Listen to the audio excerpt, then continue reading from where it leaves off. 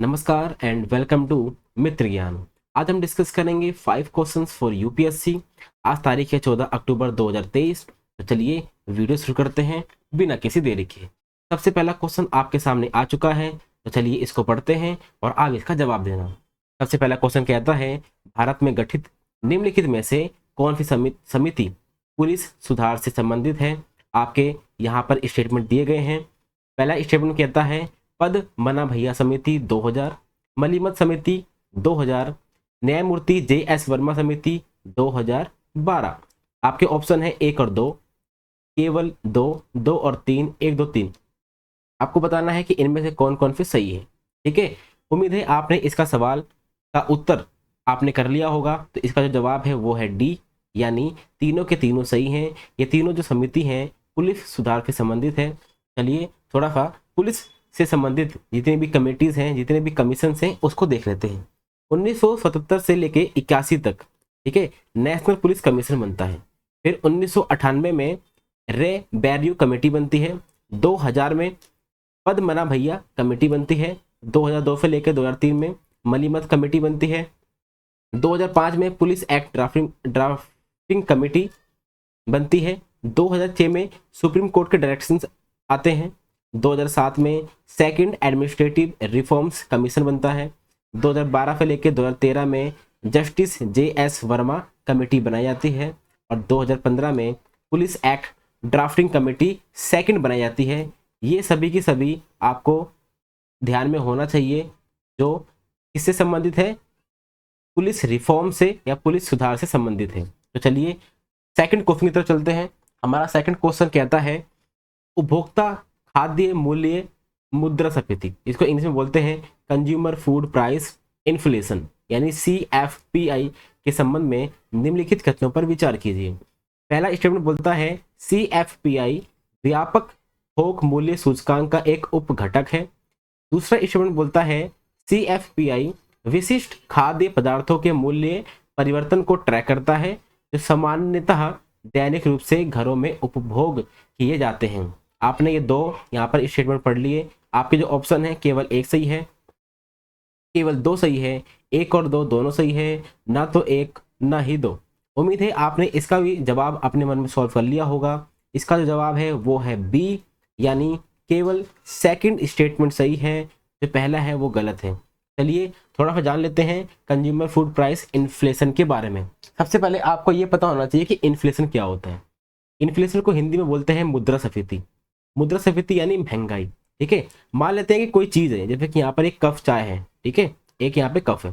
1970 में ये 0.25 का मिल रहा था, लेकिन 2022 में यही कप आपको $1.85 का मिलता है। यानी किसी भी चीज की जो कीमत है वो बढ़ जाती है समय के साथ, तो उसको क्या बोलते हैं, हम बोलते हैं इन्फ्लेशन, यानी मुद्रास्फीति या फिर महंगाई। तो आपने जान लिया कि इन्फ्लेशन क्या होता है। अब आप जान लीजिए कितने तरह की इन्फ्लेशन होती है। देखिए मेनली हम 3 तरह से इन्फ्लेशन को बांटते हैं। सबसे पहला आता है डिमांड पुल इन्फ्लेशन, यानी इन्फ्लेशन डिमांड के द्वारा बढ़ती है। जैसे कि आपके पास 10 चीजें हैं, ठीक है, कितनी चीजें हैं, 10 चीजें हैं, लेकिन उसको खरीदने वाले आ गए 100 लोग, यानी जो उसकी डिमांड है बढ़ गई।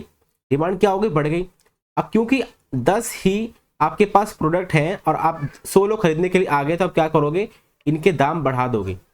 इनके दाम क्या हो जाएंगे, बढ़ जाएंगे। इससे इन्फ्लेशन आ जाएगी, यानी महंगाई आ जाएगी।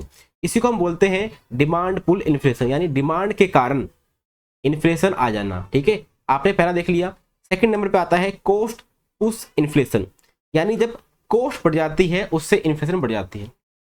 मान लेते हैं कि आप कोई चीज बनाते हैं, उसका रॉ मटेरियल आप कहीं से लेके आते हैं, ठीक है, रॉ मटेरियल कहीं से लेके आते हैं, लेकिन जो ये रॉ मटेरियल है उसके ही दाम बढ़ गए। ठीक है, आप किसी को किसी को मजदूरी दे रहे थे, उनकी मजदूरी आपने बढ़ा दी। कहीं से आप कोई रॉ मटेरियल लेके आ रहे थे, उसकी जो कॉस्ट थी वो बढ़ गई। उसकी कॉस्ट बढ़ जाएगी तो आपकी प्रोडक्ट की जो जो फाइनल जो प्राइस होगा वो भी बढ़ जाएगा। इससे क्या हो जाएगा, इन्फ्लेशन आ जाएगा, यानी कॉस्ट के द्वारा भी इन्फ्लेशन बढ़ जाता है। ठीक है, उसके बाद आता है बिल्ड इन इन्फ्लेशन। मान लेते हैं कि सड़क अच्छी नहीं है, ठीक है, जो इंफ्रास्ट्रक्चर है वो अच्छे नहीं है, तो उससे क्या होगा, उससे भी आपको इन्फ्लेशन बढ़ते हुए देखने को मिलेगी। अब इसका क्या कारण है, देखिए मान लेते हैं कि सड़क अच्छी नहीं है, ठीक है। जब सड़क अच्छी नहीं होगी तो कोई प्रोडक्ट है उसको पहुंचाने में दूसरी जगह पे ज़्यादा समय लगेगा, ज़्यादा समय लगेगा तो ज़्यादा पेट्रोल लगेगा, और ज़्यादा पेट्रोल कहाँ किस में ऐड होगा, आपके प्रोडक्ट के प्राइस में ही ऐड होगा। इसी को हम बोलते हैं बिल्ड इन इन्फ्लेशन, ठीक है। तो आपने देख लिया तीन तरह से हम बांट सकते हैं इन्फ्लेशन को, लेकिन कुछ और तरीके भी हैं इन्फ्लेशन को नापने के। जैसे कि एक है हेडलाइन इन्फ्लेशन, ठीक है। क्या है, हेडलाइन इन्फ्लेशन। अब हेडलाइन इन्फ्लेशन क्या होता है, देखिए हेडलाइन इन्फ्लेशन में हर चीज़ के अंदर जब कीमतें बढ़ती हैं उसको बोलते हैं हेडलाइन इन्फ्लेशन, यानी टोटल। जैसे कि हाउसिंग के अंदर कोई भी चीज़ें हैं उनकी कीमतें बढ़ गई, ठीक है। ट्रांसपोर्टेशन की कीमतें बढ़ गई, मेडिकल जो चीज़ें होती हैं मेडिसिन वगैरह उनकी कीमतें बढ़ गई, इलेक्ट्रॉनिक्स की कीमतें बढ़ गई, फूड की कीमतें बढ़ गई और एनर्जी की कीमतें बढ़ गई। इन सबको जब हम एक साथ जोड़ते हैं उससे हमें प्राप्त होती है हेडलाइन इन्फ्लेशन। लेकिन जब हेडलाइन इन्फ्लेशन में से हम फूड को हटा देते हैं, किसको हटा देते हैं, फूड को, और एनर्जी को हटा देते हैं। जब फूड और एनर्जी को हटा देते हैं उससे हमारे पास जो इन्फ्लेशन बचती है वो आती है कोर इन्फ्लेशन। हमने फूड को और एनर्जी को क्यों हटाया, क्योंकि इनके दाम बहुत ही तेजी से ऊपर नीचे होते हैं। इनको हटाने के बाद हमें कोर इन्फ्लेशन देखने को मिलती है, ठीक है। अब जो ये इन्फ्लेशन नापने का तरीका है वो क्या है, देखिए हमारे पास दो तरह के इंडेक्स हैं, एक है कंज्यूमर प्राइस इंडेक्स और दूसरा है होलसेल प्राइस इंडेक्स। देखिए एक फर्म है, ठीक है, फर्म से जब एक होलसेल के पास जब आता है ना माल, जो थोक के अंदर इन्फ्लेशन आती है, आप कहीं पर किसी दुकान पर जाते हैं वहां पे थोक में माल लेके आते हैं, होलसेल में माल लेके आते हैं, ठीक है। जब वहां पे इन्फ्लेशन आपको देखने को मिलती है वो आपको कहां पे चलेगा पता, वो पता चलेगा होलसेल प्राइस इंडेक्स से। लेकिन आपको पता है कि इन्फ्लेशन हम किसे कह सकते हैं, मान लेते हैं कि मुझे कोई प्रोडक्ट चाहिए या फिर किसी को कोई प्रोडक्ट चाहिए, अगर उसके दाम बढ़ रहे हैं यानी कंज्यूमर जब कहीं खरीदने जा रहा है तो उसके दाम बढ़ जा रहे हैं, ठीक है। तो हमें किससे पता चलेगा, वो पता चलेगा कंज्यूमर प्राइस इंडेक्स से। यानी जो होलसेल वाले हैं ना, ये भेजेंगे दुकानों में, दुकानों पे जाएगा किसके पास, कंज्यूमर के पास। अब यहाँ पर जब इन्फ्लेशन बढ़ रही है उसको कौन बताएगा, उसको बताएगा कंज्यूमर प्राइस इंडेक्स। हम जो इन्फ्लेशन नापते हैं ना भारत के अंदर, वो हम इसी इंडेक्स के द्वारा नापते हैं, consumer price index. Wholesale price index के द्वारा इसको नहीं नापा जाता, ठीक है। अब हम आते हैं क्वेश्चन के ऊपर। हमने इतना सब कुछ क्यों बताया, आपको भी चल जाएगा पता। हमने आपको यहाँ पे बताया था कि हेडलाइन इन्फ्लेशन में से हम फूड को और एनर्जी को हटा देते हैं। देखिए फूड को नापने के लिए हमारे पास एक अलग से ही क्या है, एक अलग से ही इंडेक्स हमारे पास है, उसको हम बोलते हैं कंज्यूमर फूड प्राइस इन्फ्लेशन। क्या बोलते हैं, कंज्यूमर फूड प्राइस इन्फ्लेशन।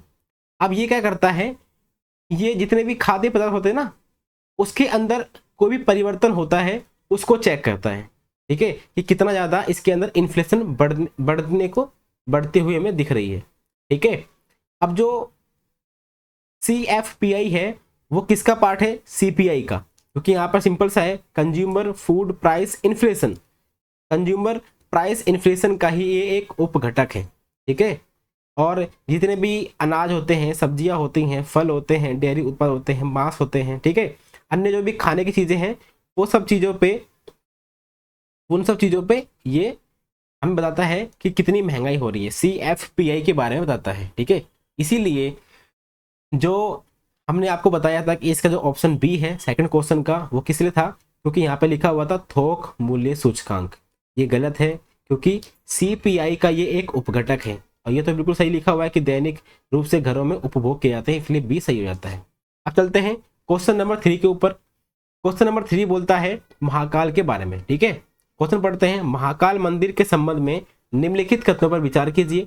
पहला जो स्टेटमेंट है वो कहता है महाकाल मंदिर मध्य प्रदेश राज्य के उज्जैन में स्थित है। दूसरा स्टेटमेंट बोलता है उज्जैन भौगोलिक रूप से ऐसे स्थान पर स्थित है जहां शून्य देशांतर और कर्क रेखा एक दूसरे को काटती है।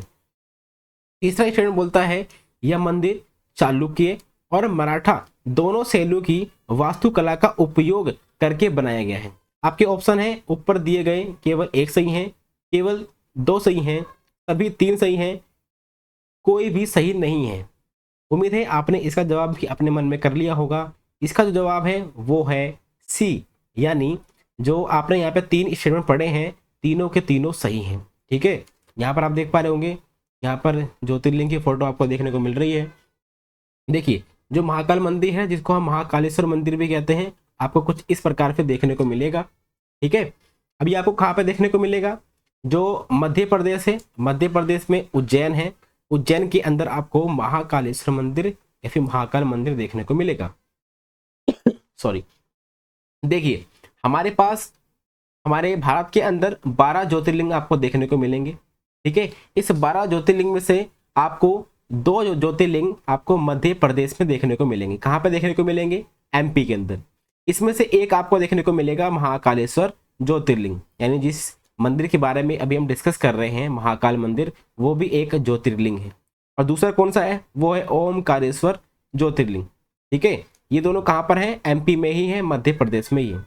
लेकिन एक खास बात है, जो ये मंदिर है ना, महाकाल मंदिर, इसकी एक खास बात है, इन 12 के 12 ज्योतिर्लिंग से ये इनसे अलग है। अलग कैसे है? जो उज्जैन का महाकाल मंदिर है, उसकी अगर आप डायरेक्शन देखेंगे ना, तो उज्जैन के महाकाल जो मंदिर है, उसका जो मुख है, यानी जो द्वार है, वो आपको देखने को मिलेगा साउथ की तरफ। लेकिन जितने और 11 बसते हैं ना, एक तो ये महाकाल मंदिर हो गया, इसका मुख कहाँ पर है? साउथ की तरफ है। लेकिन जो 11 और बचे हुए हैं ज्योतिर्लिंग, उनका मुख आपको देखने को मिलेगा ईस्ट की तरफ। यानी जो महाकाल मंदिर है, उसका मुख साउथ की तरफ है, बाकी सबका मुख ईस्ट की तरफ है। ठीक है, बाकी अगर इसके बनाने की बात करते हैं, तो देखिए, जो 4वीं शताब्दी थी, वहां पर एक बुक लिखी गई थी, मेघदूतम। ठीक है, इसको किसने लिखा था? कालिदास ने लिखा था। इस बुक के अंदर भी महाकाल मंदिर के बारे में थोड़ी सी चर्चा की गई है। लेकिन उस समय यहाँ पर सिर्फ बात की गई है पत्थर की नींव की और लकड़ी के खंभों की बात की गई थी। ठीक है, अब गुप्त काल से पहले, गुप्त काल से पहले मंदिरों पर कोई भी शिखर या फिर मीनारें नहीं होती थी। अब होता क्या है, जो वर्तमान में आप 5 मंजिला संरचना देख रहे हैं ना, यहाँ पे ये 5 मंजिला एक संरचना है। इसको बनाया था मराठा जनरल राणोजी शिंदे ने 1934 में। ठीक है, 1934 में बनाया था। इसमें उन्होंने क्या किया? भूमिजा, चालुक्य और मराठा जो वास्तुकला थी ना, उसका उपयोग किया था। ठीक है, उसके बाद इसमें संगमरमर वगैरह यूज किया गया। अब हम बात कर लेते हैं किस चीज की, क्वेश्चन में जो सेकंड नंबर पे जो स्टेटमेंट थी उसके बारे में। देखिए, जो उज्जैन मंदिर है वो आपको देखने को मिलेगा कर्क रेखा के ऊपर। ठीक है, आपको पता है जो 0 डिग्री है, 0 डिग्री कहाँ पर है? वो है ग्रीनविच में, यानी यूके पे जाती है। लेकिन प्राचीन समय में आप देखेंगे तो जो 0 डिग्री थी, वो हमारे भारत से गुजरती थी। कहाँ से? उज्जैन से। इसलिए हम ये बोल सकते हैं कि जो उज्जैन है, जहाँ पे महाकाल मंदिर है, वो कर्क रेखा और 0 डिग्री देशांतर से भी गुजरती है। ठीक है, अगर आपको इसके बारे में थोड़ा सा और पढ़ना है तो आप यहाँ से पढ़ सकते हैं। तो ठीक है, 3 क्वेश्चन आपने देख लिए। अब हम डिस्कस करते हैं 4th क्वेश्चन के बारे में, OTT के बारे में। ठीक है, क्वेश्चन कहता है OTT प्लेटफॉर्म के संदर्भ में निम्नलिखित कथनों पर विचार कीजिए। स्टेटमेंट 1 बोलता है OTT प्लेटफॉर्म ऑडियो तथा वीडियो होस्टिंग और स्ट्रीमिंग सेवाएं हैं। ये शुरू में कंटेंट होस्टिंग प्लेटफॉर्म थे, लेकिन बाद में ये लघु फिल्मों, फीचर फिल्मों, वृत्त चित्रों व वेब सीरीज के निर्माण एवं रिलीज तक विस्तारित हो गए हैं। दूसरा स्टेटमेंट बोलता है ये सूचना प्रौद्योगिकी नियम यानी IT रूल 2021 द्वारा शासित है। और स्टेटमेंट 3 बोलता है ट्राई के अधिकार क्षेत्र के अंतर्गत आते हैं। आपके ऑप्शन हैं केवल 1 और 2 सही है, केवल 2 और 3 सही है, केवल 3 सही है, 1, 2 और 3 सही है। उम्मीद है आपने इसका सवाल का जवाब अपने मन में सॉल्व कर लिया होगा। इसका जो जवाब है वो है A, यानी 1 और 2 सही है। तीसरा जो है वो गलत है। तीसरा गलत क्यों है, उससे पहले जानने से पहले आप ये देख लीजिए कि OTT क्या होता है। देखिए, OTT मतलब ओवर द टॉप। ठीक है, ओवर द टॉप प्लेटफॉर्म। अब यहाँ पर जितने भी आपको फोटो देखने को मिल रहे हैं ना, जैसे कि फ्लिपकार्ट हो गया, ठीक है, G5 हो गया, प्राइम वीडियो हो गया, आप जो व्हाट्सएप यूज़ करते हैं वो हो गया, अमेजोन हो गया, यूट्यूब हो गया, नेटफ्लिक्स, फेसबुक, ठीक है, बाकी और भी चीज़ें हैं, हॉटस्टार, ठीक है, ये सभी आपको OTT प्लेटफॉर्म है। क्या है? ये सभी OTT प्लेटफॉर्म है। तो आपने देख लिया कि OTT प्लेटफॉर्म क्या होता है। जैसे कि मैंने आपको बताया, OTT की फुल फॉर्म है ओवर द टॉप। इसको हम स्ट्रीमिंग प्लेटफॉर्म भी कहते हैं। इनका काम होता है कि यह मीडिया सर्विसेज देते हैं डायरेक्टली व्यूअर्स को। इस चीज़ के माध्यम से, इंटरनेट के माध्यम से, इनको किसी भी केबल की ज़रूरत नहीं पड़ती, किसी भी ब्रॉडकास्ट की ज़रूरत नहीं पड़ती, सेटेलाइट टेलीविज़न की ज़रूरत भी नहीं पड़ती। इस प्रकार से ट्रेडिशनल जो कंपनियां थी पहले, वो आपको केबल देती थी और वो आपको ब्रॉडकास्टिंग देती थी। सेटेलाइट की वजह से बहुत सारी आपको चीज़ें दी जाती थी, लेकिन जो OTT प्लेटफॉर्म है वो आपको इंटरनेट के द्वारा डायरेक्ट आपको एक्सेस देते हैं मीडिया का। ठीक है, तो ये आपने देख लिया कि OTT क्या होता है। ठीक है, अब हम आते हैं क्वेश्चन के ऊपर। जैसे कि क्वेश्चन 1 में कहा गया है कि स्टार्टिंग में ये सिर्फ एक प्लेटफॉर्म था जहाँ पर होस्टिंग और स्ट्रीमिंग की जाती थी। बाद में ये खुद की लघु फिल्में, फीचर फिल्में को चलाने लगे, बनाने लगे, रिलीज करने लगे। ये बिल्कुल सही है। ठीक है, उसके बाद स्टेटमेंट 2 कहता है जो IT नियम है 2021 उसके द्वारा शासित है। बिल्कुल सही है, उसके द्वारा शासित है। ठीक है, जिसको मैथी ने बनाया था। उसके बाद बात करते हैं स्टेटमेंट नंबर 3 की कि वो गलत क्यों है। देखिए, जो ट्राई है ना, ट्राई, ठीक है, उसके अधिकार के क्षेत्र में नहीं आता है ये OTT प्लेटफॉर्म, इसीलिए तीसरा गलत है। बाकी 2 बिल्कुल सही है। इसीलिए ऊपर के 2 बिल्कुल सही है, नीचे वाला गलत हो जाता है। इसलिए आपका ऑप्शन 1 आंसर इसका होता है। अब बात करते हैं क्वेश्चन नंबर 5 के बारे में। क्वेश्चन नंबर 5 बोलता है भारत द्वारा संचालित बचाव अभियानों के संबंध में निम्नलिखित युग्म पर विचार कीजिए। ऑपरेशन के नाम यहाँ पर दिए गए हैं। ऑपरेशन का क्षेत्र जहाँ पर इस ऑपरेशन को किया गया है वो यहाँ पर दिया गया है। ऑपरेशन सुकून यमन में किया गया था। ऑपरेशन अजय इजराइल में। ऑपरेशन कावेरी तुर्की में। आपके यहाँ पर जो ऑप्शन है वो है केवल एक युग्म सही है, केवल 2 सही है, सभी 3 सही है, कोई भी सही नहीं है। तो ठीक है, इसके बारे में थोड़ा सा डिस्कस कर लेते हैं। इसका जवाब है वो है C। तीनों के तीनों यहाँ पर बिल्कुल सही आपको देखने को मिलते हैं। सबसे पहले बात करते हैं ऑपरेशन सुकून के बारे में। ऑपरेशन सुकून को चलाया गया था 2006 में। देखिए, ये है लेबनान देश में 2006 में युद्ध हुआ था। तो वहाँ पे जो भारतीय थे, श्रीलंका के लोग थे, नेपाली लोग थे, उन सबको भारत में वापस लेके आया गया था। ठीक है, हमारी नेवी के द्वारा। इसी को बोलते हैं ऑपरेशन सुकून। बात करते हैं ऑपरेशन कावेरी के बारे में। अभी हाल ही में सूडान में वहाँ की जो सेना है और जो मतलब अर्धसैनिक बल है उनके बीच में लड़ाई हो गई थी। तो वहाँ से भी हम इंडियंस को वहाँ से वापस लेके आए थे। इसको नाम दिया गया था ऑपरेशन कावेरी। ठीक है, और अभी हाल ही में आपको पता है कि इजराइल के अंदर लड़ाई चल रही है, एक वॉर चल रही है। हमास ने इजराइल के ऊपर अटैक कर दिए बहुत ज़्यादा, इसीलिए वहाँ पर वॉर स्टार्ट हो चुकी है। और भारत ने वहाँ पर जितने भी लोग रह रहे हैं उनको वापस लेके आने के लिए भारत में ऑपरेशन अजय नाम से एक ऑपरेशन चलाया है। तो ये भी आपको ध्यान में होना चाहिए। इसीलिए जो आपके तीनों के तीनों यहाँ पर दे रखे हैं स्टेटमेंट वो बिल्कुल सही है। इसीलिए इसका आंसर C हो जाता है। तो आज की वीडियो में सिर्फ इतना ही। अगर आपको हमारी वीडियो अच्छी लगती है तो हमारे चैनल को सब्सक्राइब करें, लाइक करें, शेयर करें। Thank you, thank you, thank you, बिल्कुल थैंक यू।